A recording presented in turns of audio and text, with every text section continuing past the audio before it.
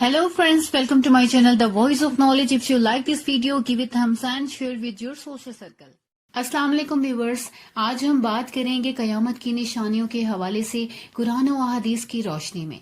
ये जानने के लिए वीडियो के आखिर तक हमारे साथ रहिएगा और अगर इससे पहले आपने मेरा चैनल सब्सक्राइब नहीं किया तो मेरे चैनल को सब्सक्राइब कर दें और बेल नोटिफिकेशन ऑन कर दें ताकि आपको चैनल अपडेट मिलती रहे।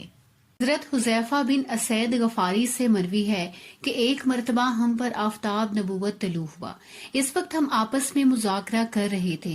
नबी करीम सल्लल्लाहु अलैहि वसल्लम ने पूछा कि तुम लोग किस मौजू पर मुज़ाकरा कर रहे हो।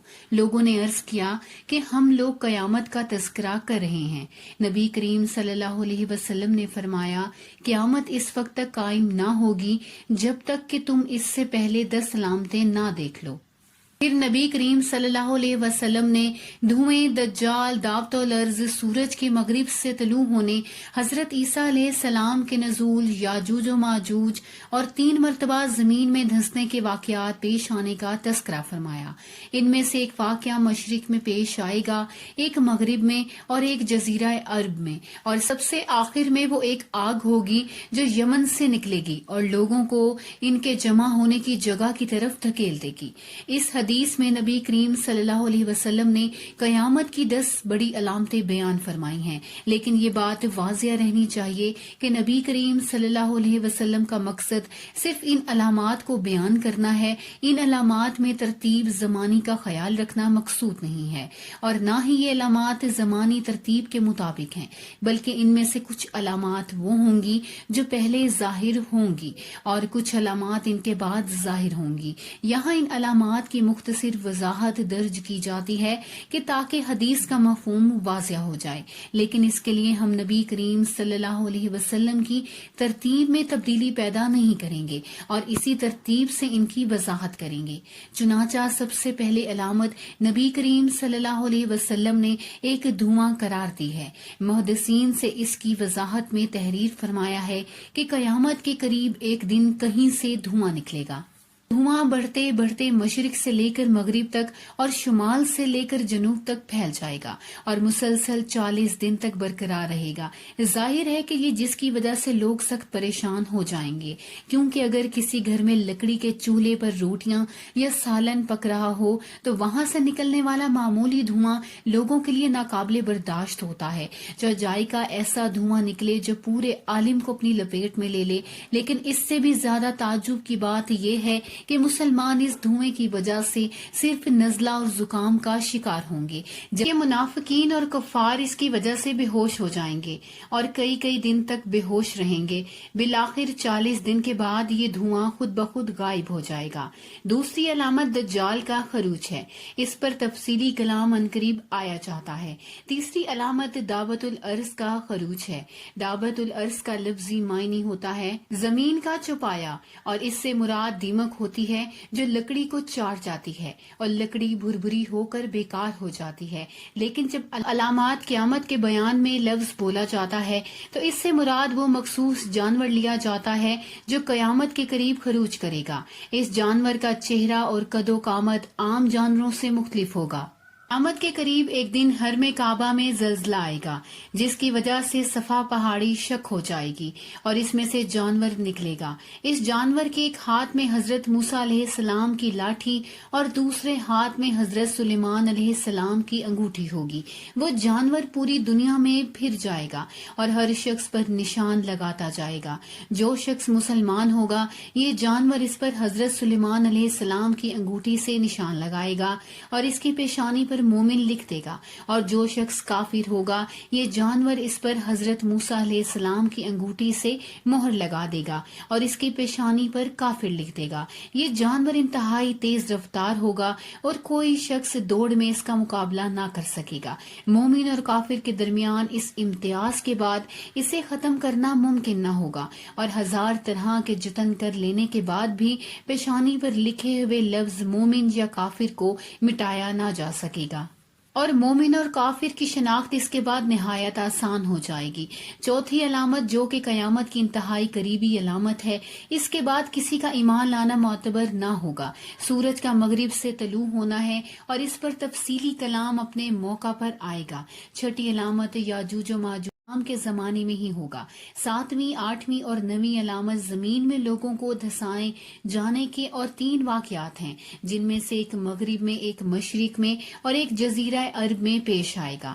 گو کہ ان علاقوں میں خسف سے ایسے واقعات بارہا مرتبہ پیش آ چکے ہیں، لیکن احادیث کے سیاق و سباق سے واضح ہوتا ہے کہ قیامت کے قریب پیش آنے والے ایسے واقعات ماضی کی نسبت بہت زیادہ ہولناک اور خطرناک ہوں گے۔ ان کے نقصانات بہت زیادہ ہوں گے اور ان کے نتیجے میں لوگوں کی ایک بہت بڑی تعداد کو زمین میں دھسا دیا جائے گا۔